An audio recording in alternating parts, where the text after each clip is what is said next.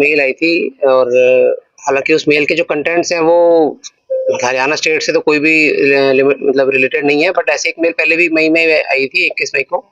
तो ये जो मेल है वो आउटलुक ईमेल आईडी से भेजी गई है और जनरली क्या होता है कि हमने पहले वाली भी जो मेल आई थी उसमें भी काफ़ी इन्वेस्टिगेशन की थी, तो वीपीएन का इस्तेमाल करके ये मेल भेजी जाती है।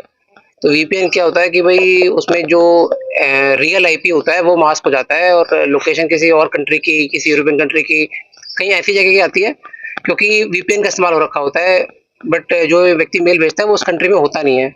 और सबसे बड़ी समस्या क्या आती है कि जो वीपीएन सर्विस प्रोवाइडर्स हैं वो इंडिया में नहीं होते हैं, वो बाहर के होते हैं, तो एग्जैक्टली जो इन्फॉर्मेशन होती है वीपीएन कहाँ का है या व्यक्ति कहाँ का है जो मेल भेज रहा है वो कई बार नहीं मिल पाती है। लेकिन फिर भी हमने उसमें जो पहले वाले भी है उसमें भी अभी इन्वेस्टिगेशन कर रहे हैं और इसमें भी हमने आउटलुक को मेल डाल दिया कि भाई ये जो ईमेल आईडी है इसके बारे में डिटेल्स प्रोवाइड कराई जाए और किस आईपी से इसको मेल को भेजा गया वो बताया जाए। उसमें जो भी इन्फॉर्मेशन आती है वो आपको शेयर की जाएगी। कंटेंट क्या था सब?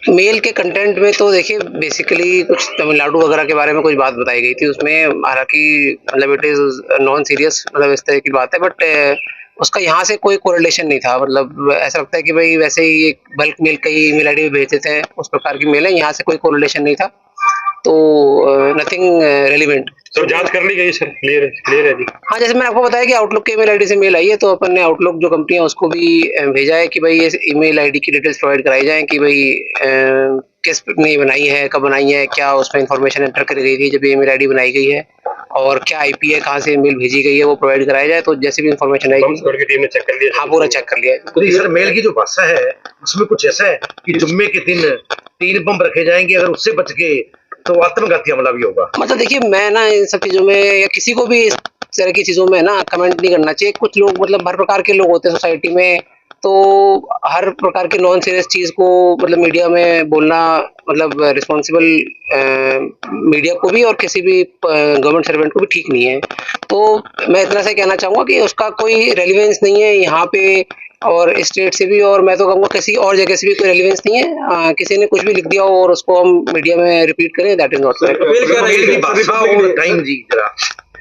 एग्जैक्ट टाइम तो मैं मतलब आपको बता देंगे, बट आज सुबह आई थी, सुबह के आसपास जो एग्जैक्ट टाइम है वो आपको शेयर कर देंगे। है और उसको लेकर के इस वक्त थ्रेट आना तो अपने आप में एक बड़ा सवाल खड़ा करता है सिक्योरिटी एजेंसीज को लेकर के। आपका फतेहाबाद पुलिस कितनी अलर्ट है? बिल्कुल अलर्ट है जी, इसमें कोई बात ही नहीं है। और जैसे पहले भी, वैसे मैं बताना चाहूंगा कि इस प्रकार की मेल ना सिर्फ इस स्टेट में अलग अलग ऑफिस में, बल्कि आपने कभी मीडिया में देखा होगा कि अलग अलग स्टेट में भी कई बार ऐसे होक्स मेल भेजते रहते हैं कुछ लोग होते हैं, कई बार आ जाती है। तो और उसमें जो रूटीन की चेकिंग होती है वो की जाती है। बस इसमें थोड़ा क्या है कि भाई जो कंप्लेनेंट्स वगैरह हैं या जो गवर्नमेंट स्टाफ है उनको थोड़ा सा प्रॉब्लम होती है, बट इन्वेस्टिगेशन पूरी की जा रही है और किसी भी प्रकार से पैनिक की कोई आवश्यकता नहीं।